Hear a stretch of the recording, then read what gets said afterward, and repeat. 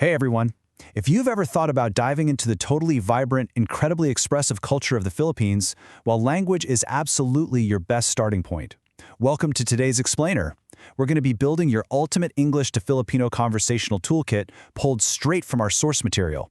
Whether you're literally packing your bags for an epic island getaway right now, or you just want to connect on a deeper level with Filipino friends or coworkers, these phrases are your ticket to chatting with real confidence. Let's get into it. Okay, let's look at how we're breaking this down today. We've got 4 main stops on our journey. First up, essential greetings and introductions. Then, navigating and dining out. After that, we'll cover expressing feelings and affection. And finally, the absolute golden rule of politeness in Filipino culture. All right, jumping right into Section 1, essential greetings and introductions. Because, hey, first impressions totally matter, right? So, I want you to think about the literal building blocks of any social interaction anywhere in the world. It basically always starts with just acknowledging the other person. So, the big question, how exactly do you say hello and how are you in Filipino? Well, here we go. Hello translates to kumusta, and how are you is just kumusta ka. Actually, let me be your personal vocal coach for a quick second here. Mentally practice this with me. Kumusta, kumusta ka. You hear that rhythm? It's so incredibly welcoming and it just rolls right off the tongue. Honestly, just getting these 2 phrases down is going to open so many doors for you. Now, obviously, depending on the time of day, your greetings are going to shift a bit. To say good morning, you'd say magandang umaga. For good night, it's magandang gabi. And welcome is malayang pagdating. But hey, did you notice that word magandang popping up a couple of times there?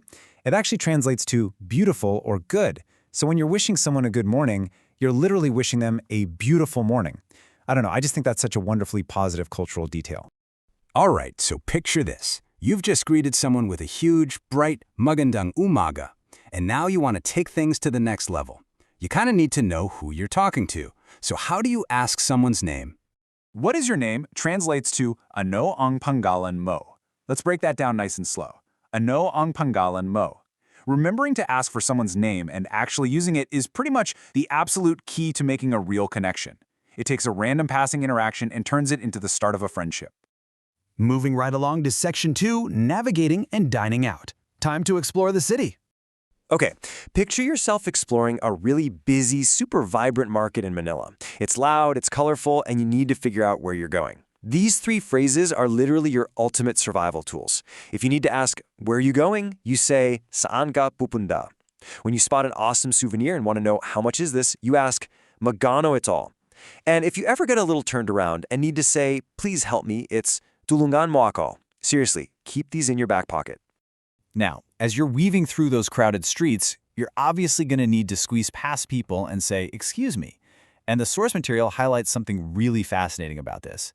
Excuse me actually has 2 totally distinct flavors depending on the vibe. The more formal way is makianakod, but the casual way, which is absolutely perfect for just weaving through a crowd, is tabi po. Knowing the difference here shows you really grasp the rhythm of the culture. Think of these next ones as your rapid-fire conversational fillers. Dropping these into a chat will instantly make you sound so much more fluent. Yes is O, and no is Hindi. Need a quick second to think? Wait a minute is sandali long. If you're totally lost, I don't know is hindi ka alam. And when it all finally clicks, I understand is naiintindihan ko. Okay, all that navigating around a new city definitely builds up an appetite. So let me ask you, the hungry traveler looking for a great meal, how might you kick off a meal with your new friends? Because in the Philippines, food is absolutely central to hospitality. To get the ball rolling, you'd enthusiastically say, let's eat, which is kain tayo. And man, once you take that first incredible bite of adobo or pancit, you absolutely have to let them know it's delicious by saying masarap. I literally cannot stress this enough. Saying masarap with a huge, genuine smile is hands down the absolute best compliment you can ever give a cook in the Philippines. That brings us to Section 3, expressing feelings and affection. It's all about sharing how you feel. So check out the nuance here when you're apologizing. Even saying I'm sorry changes based on who you're with. A formal apology is paumahin, but if you're just hanging out with close friends and bump into them or something, the casual version is pasensya na. It just beautifully illustrates how the language continuously adapts to the intimacy of the relationship. Let's guide you through expressing a whole range of feelings now. To share your joy and say, I am happy, you enthusiastically say, Masaya ako. Now, if the jet lag is hitting hard and I am tired, you'd use a softer pagod ako.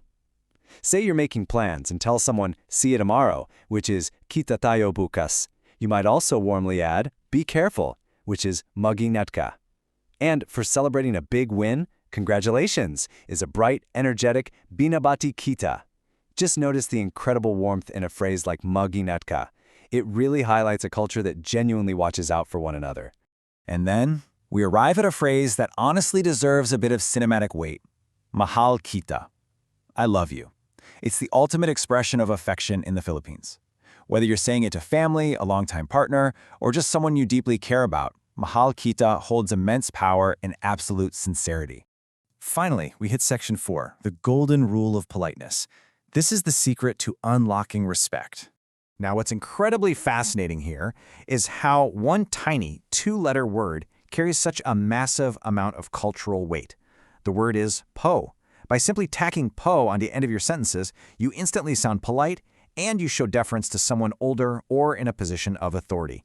It's a real game changer. Let's actually walk through this simple grammatical equation step by step because it's incredibly easy to apply this Pinoy tip to your everyday speech. Step 1. State your basic phrase. Let's use salamat, which is thank you. Step 2. Just add po to the very end. Step 3. Boom, you're showing instant respect. Salamat becomes salamat po. It really is that effortless to be polite. The crucial point becomes super clear when we compare them directly side by side. The standard, casual way to ask, how are you, is kumusta ka? But look at the polite version right next to it. Kumusta po kayo? By adding po and just slightly adjusting that pronoun to kayo, you've instantly transformed the sentence into a really beautiful gesture of high respect. So, we've covered a really fantastic foundational toolkit today. Are you learning these phrases for an upcoming trip to the Philippines, or are you just looking to stretch your brain and expand your vocabulary? Whichever it is, remember this. Learning a language doesn't just give you a bunch of new words, it gives you an entirely new lens to view the world. So, how will learning Filipino change the way you connect with others? Thank you so much for joining me on today's Explainer. Now get out there and start speaking.